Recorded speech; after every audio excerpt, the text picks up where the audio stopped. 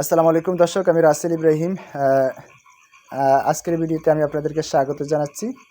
সেদিন পার্বত্য অঞ্চল থেকে একজন আমাকে জিজ্ঞেস করেছে যে ভাই, আমি ডিগ্রিতে পড়েছি, আমি কি শিক্ষক নিবন্ধন পরীক্ষায় অংশগ্রহণ করব?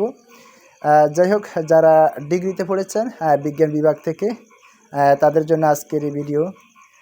ডিগ্রিতে পড়ে যদি বিসিএস ক্যাডার হওয়া যায়, সারা বাংলাদেশে ফার্স্ট কেউ হতে পারেন, তাহলে সামান্য নিবন্ধন পরীক্ষা আপনি কেন পাশ করবেন না? অংশগ্রহণ করতে পারবেন না? আপনি অবশ্যই অংশগ্রহণ করতে পারবেন। এক্ষেত্রে আপনার খেয়াল রাখতে হবে, ডিগ্রিতে আপনার যে একটা সাবজেক্ট ছিল 300 মার্কের, সেটা কি পদার্থ ছিল নাকি রসায়ন ছিল? যদি পদার্থ বা রসায়ন যেটাই থেকে থাকুক না কেন, আপনি ভৌত বিজ্ঞান থেকে শিক্ষক নিবন্ধন পরীক্ষায় অংশগ্রহণ করতে পারবেন। তো আপনারা একটা ব্যাপার জেনে রাখা ভালো আপনাদের। আগে লিখিত পরীক্ষা হতো শুধু যারা ফিজিক্স পড়েছেন তাদের ফিজিক্সের উপর, আর যারা কেমিস্ট্রি পড়েছেন শুধু তাদের কেমিস্ট্রি থেকে লিখিত পরীক্ষা হতো। কিন্তু এখন পদার্থ রসায়ন উভয় বিষয়ে লিখিত পরীক্ষা হবে। এক্ষেত্রে 50 হচ্ছে নাম্বার হচ্ছে পদার্থবিজ্ঞান, আর 50 নাম্বার হচ্ছে রসায়ন বিজ্ঞান। অর্থাৎ উভয় বিষয়ে পরীক্ষায় অংশগ্রহণ করতে হবে। এই জন্য আগের চেয়ে বর্তমানে ভৌতবিজ্ঞান শিক্ষক হওয়াটা একটু তুলনামূলকভাবে বেশি প্রস্তুতি নিতে হয়, আগের চেয়ে বেশি। যাই হোক, আপনি ডিগ্রিতে পড়েছেন না অনার্সে পড়েছেন, সেটা মাথায় না রেখে আপনি সুন্দরভাবে একটা প্রস্তুতি নিন।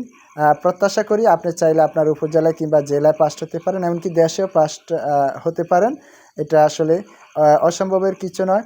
তবে এক্ষেত্রে আপনাকে সুশৃঙ্খলভাবে প্রস্তুতি নিতে হবে এবং যারা শিক্ষক হয়েছেন তাদের পরামর্শ নিতে পারেন।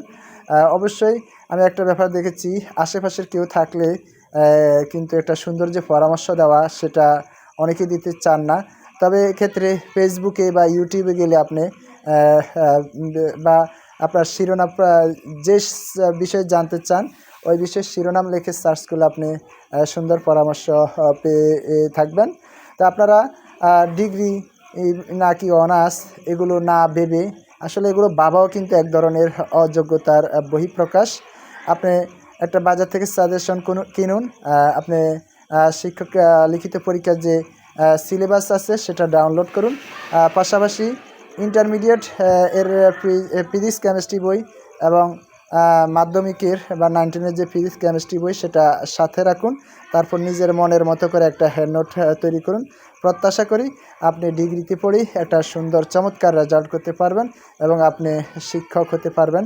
আর যদি আপনি ডিগ্রি পাস করে থাকেন শুধু, তাহলে আপনি মাস্টার্স করে পরবর্তীতে আপনি চাইলে কলেজ লেকচারার হতে পারবেন কিংবা বিসিএস ক্যাডার হতে পারবেন ইনশাল্লাহ। যাই হোক, আপনাদের জন্য শুভকামনা। আপনারা ভালো থাকুন, সুস্থ থাকুন। আর কোনো প্রশ্ন থাকলে কমেন্ট বক্সে জানাবেন। আসসালামু আলাইকুম।